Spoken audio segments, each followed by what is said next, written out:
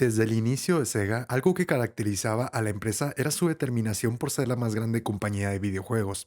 Siempre buscaban empujar los límites de sus consolas con mejoras técnicas y con cada vez más una mayor cantidad de videojuegos. Sin embargo, este ciego deseo por ser la empresa más vanguardista fue lo que la terminó llevando a la ruina.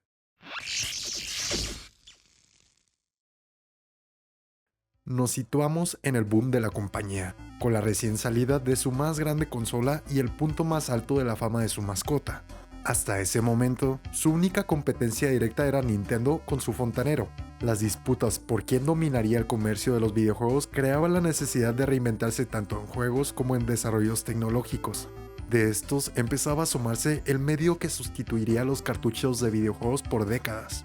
Si bien el disco compacto había nacido desde los inicios de los 80s, su participación en el mundo de los videojuegos había sido prácticamente nula hasta finales de esta década. Aún así, las ventajas que ofrecía en comparación a sus contrincantes cuadrados eran abismales. No solo su producción era más económica, sino que también permitía almacenar más de 50 veces la cantidad de información.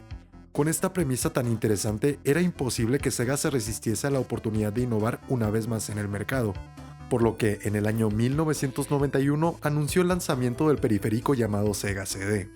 Esta mesita de noche para la Sega Genesis al momento de lanzamiento ostentaba el ridículo valor de $300 estadounidenses, los cuales, ajustándonos a la inflación y para ponernos en perspectiva, actualmente serían el equivalente aproximado a $650.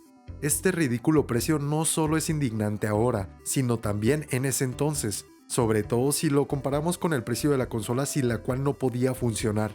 Esta, en su momento de lanzamiento, tenía un costo que rondaba los $190, o nuevamente $490 si se tratara de la actualidad. Básicamente, aunque pretendía mantenerse a la vanguardia con su nuevo complemento, la Sega CD valía casi el doble que la consola original. A diferencia de la misma, solamente poseía 2 videojuegos utilizables cuando se lanzó. La razón de esto es tan simple como triste a la vez. Los kits de desarrollo, es decir, las herramientas que permitían que la compañía de videojuegos trabajasen con el hardware, no salieron de Japón hasta un año después. Esto básicamente significó que las empresas tenían que elaborar los videojuegos a oscuras. De tratarse del descendiente de la Sega Genesis, tendría sentido, pero en esta situación en específico estábamos hablando de un aditamento opcional de compra.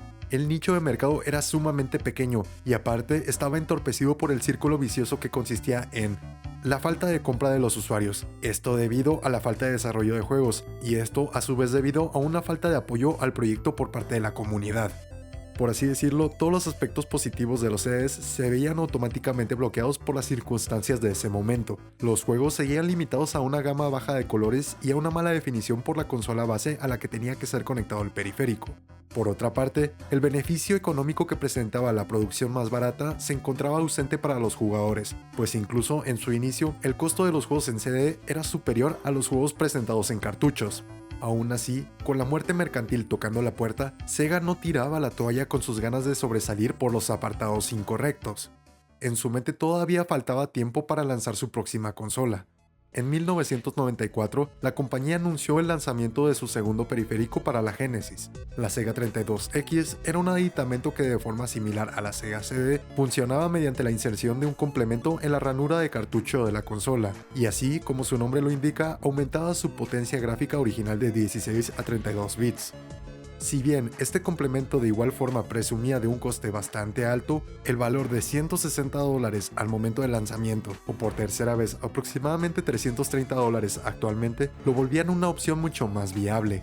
Sin embargo, la situación en cuanto al mercado terminaba siendo exactamente la misma. Los jugadores que deseaban experimentar los juegos de 16 bits ya poseían la Sega Genesis, y para los que querían los juegos de 32 bits valía más la pena esperar a la Saturno. Nuevamente, apuntaban a una zona gris de consumidores que de cara no se veían muy motivados con las incursiones de Sega. Todas estas creaciones no eran solo innovaciones, tenían un costo, una responsabilidad. Mantener los gastos de producción, así como la creación de juegos para cada uno de los aditamentos se volvía una tarea que Sega no podía afrontar. Por estas razones, en 1996 oficialmente anunció que descontinuaría la producción y mantenimiento de estos dos periféricos. Si bien fue la decisión más óptima, pues así podían utilizar todos sus recursos en su nueva consola, los consumidores y fans de la compañía para este punto ya se sentían defraudados. habían pagado literalmente cientos de dólares para enterarse que su consola del tamaño de una lavadora ya no era útil. Se tenían que conformar con los 203 juegos lanzados para la Sega CE, los míseros 34 juegos para la 32X y los 6 tristes juegos que requerían una combinación entre estas dos últimas. No obstante, lo que parecía ser una sabia decisión para la empresa no eran más que patadas de ahogado en una guerra perdida. En el E3 de 1995, Sony realizó uno de los movimientos más característicos y útiles de la empresa, un fatality que se inmortalizó para toda la eternidad tanto en videos como en libros. 299.